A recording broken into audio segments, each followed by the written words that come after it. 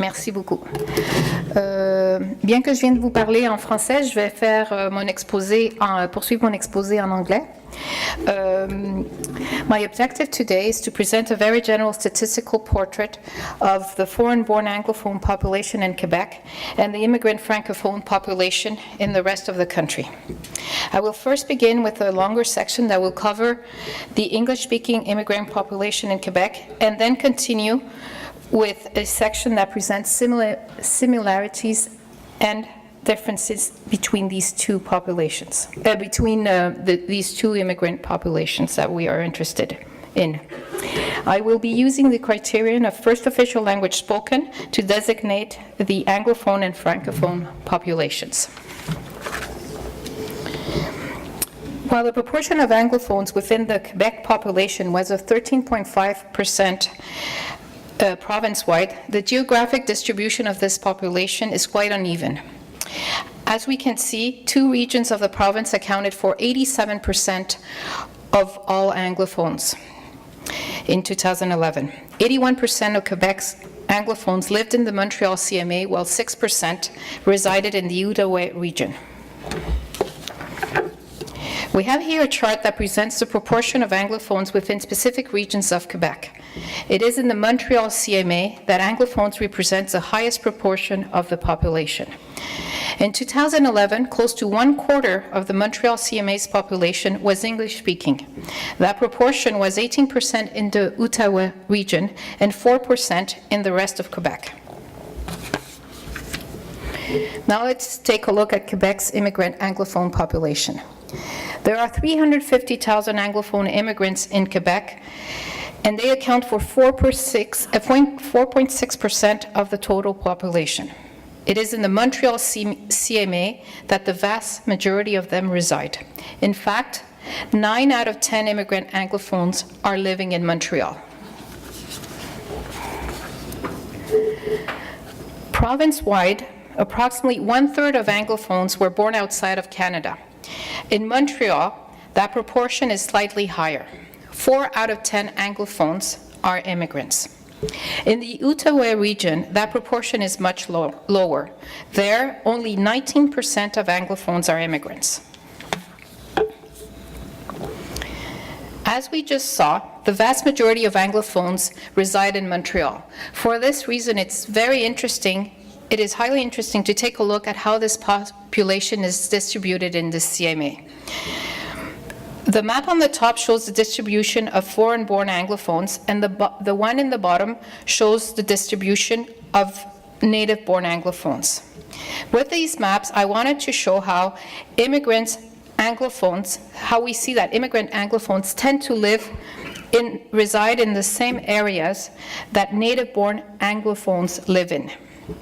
We also see here that foreign-born Anglophones are mainly found in the western part of the island of Montreal, some parts of Laval, Hudson, Île-Perrot, Vaudreuil-Dorion, Brossard, and Châteauguay.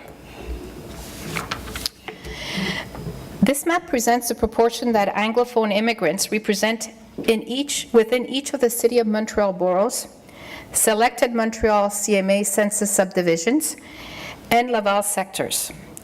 We see here that it is in Côte-Saint-Luc, Dollard-des-Ormeaux, Côte-des-Neiges, Rivière-des-Prairies, Pointe-aux-Trembles, Saint-Léonard, that the highest proportion of Anglophone immigrants are found.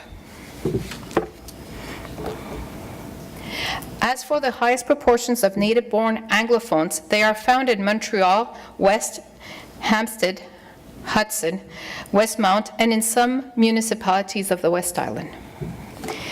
As we shall see in the next few slides, the foreign-born population is highly diversified.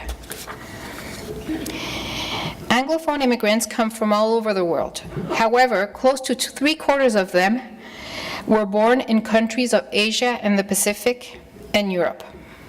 That is, 4 out of 10 foreign-born Anglophones were born in Asia and the Pacific, while close to 1/3 were born in Europe. We have to note, however, that in the 70s, there was a major change in the criteria for the acceptance of immigrants. Prior to this period, immigrants were mostly coming from Europe. Since then, an increasingly larger proportion of immigrants are coming from Asia. Moreover, population projections show that the share of the European population among immigrants will continue to diminish in the coming years. This table shows the top 10 countries of birth of foreign-born Anglophones. We see here that close to half of immigrants with English as a first official language spoken, as well as close to half of immigrants with English and French as a first official language spoken, mainly come from 10 countries. However, the top 10 countries of birth of each of these two groups are not quite the same. Nonetheless, these two immigrant populations have China, Italy, and Lebanon as part of their top 10 countries of birth. This chart presents the proportion of foreign-born Anglophones that belong to the different visible minority groups. We see here that more than half of Anglophone immigrants, that is 55% of them, belong to a visible minority group.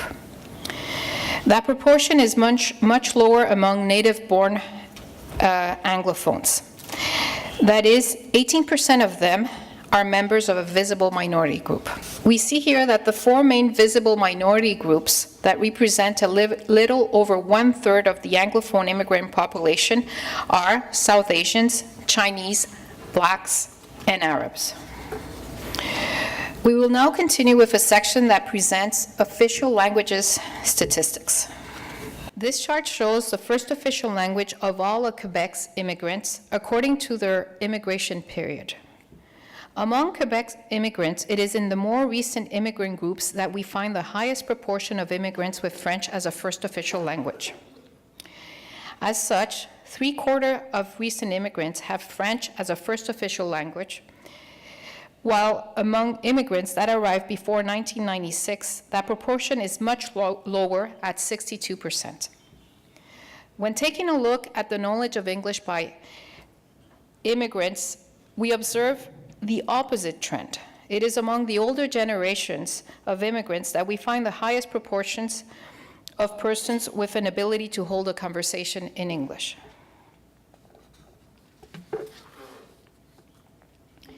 We will now take a look at the knowledge of official languages of foreign-born and native Anglophones. As we can see here, 54.4% of Anglophone immigrants have a knowledge of both English and French.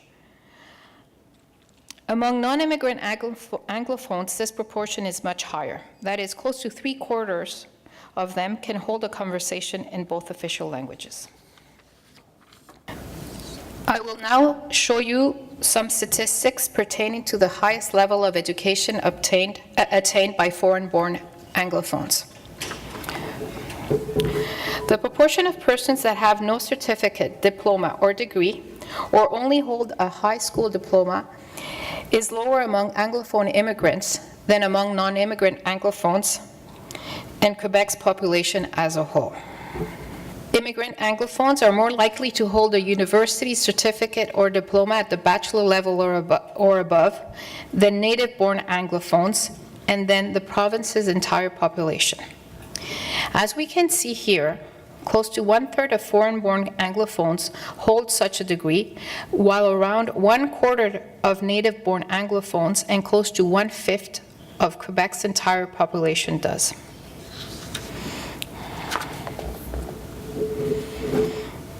We will now take a look at some employment characteristics of foreign-born Anglophones. Immigrant Anglophones have a higher unemployment rate than the ones of non-immigrant Anglophones and the one of Quebec's population.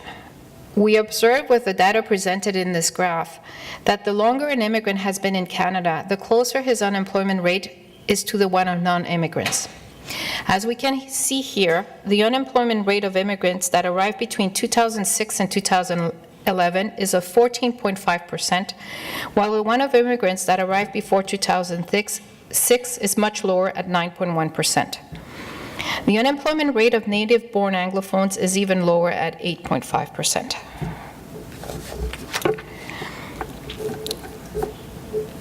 Immigrant Anglophones have a lower median employment income than that of non-immigrant Anglophones and than that of Quebec's population as a whole. With data that are not shown here, I can state the same about the average employment income of these groups.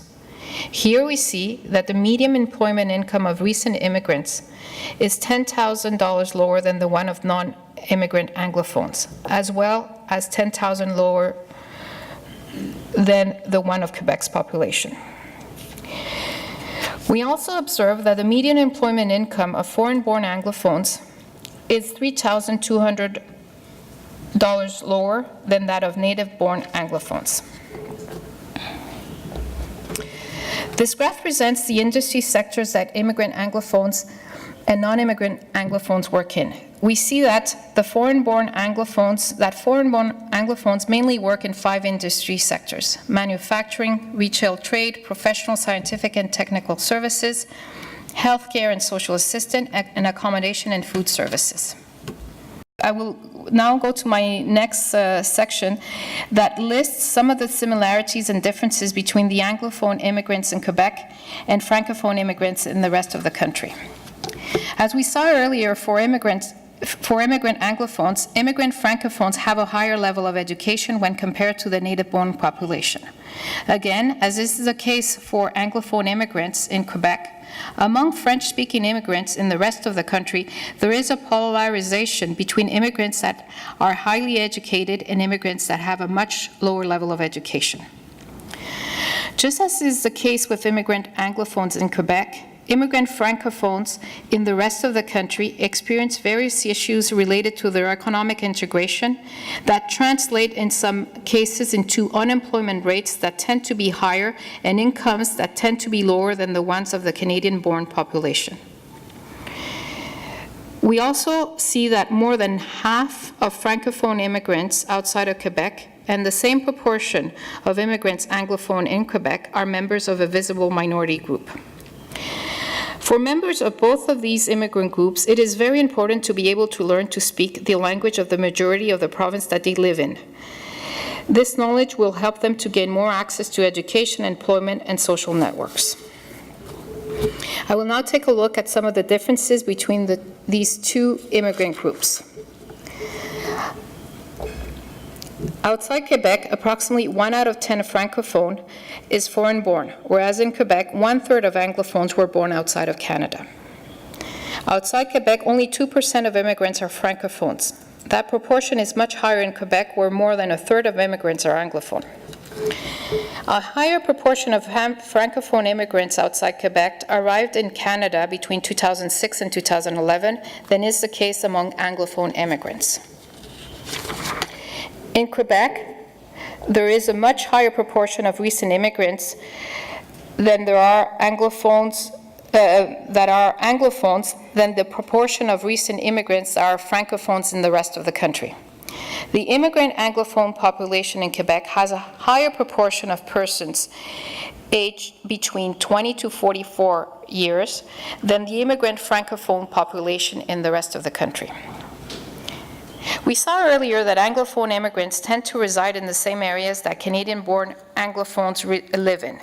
This is not the case for Francophone immigrants who tend to not live in proximity to Francophones born in Canada. Outside of Quebec, Francophone immigrants are mainly concentrated in Ontario, more specifically in Toronto and Ottawa. In Quebec, Anglophones are concentrated in Montreal. Now, 1 more minute just to conclude. It is important to keep in mind that the statistics that I presented today are at the aggregate level. Obviously, if we take a look at the same statistics for specific immigrant subgroups, we will get an altogether different portrait. For example, when we differentiate immigrants based on their age, sex, level of education, country of birth, belonging to a visible minority group or not, period of immigration, and so forth, we observe that in some cases, the unemployment rates of these subgroups may be much higher, and their median income much lower than what I presented today. It is thus important to further the research to better understand the reasons why some foreign-born Anglophone subgroups in Quebec and some foreign-born Francophone subgroups outside of Quebec fare less well in their economic integration.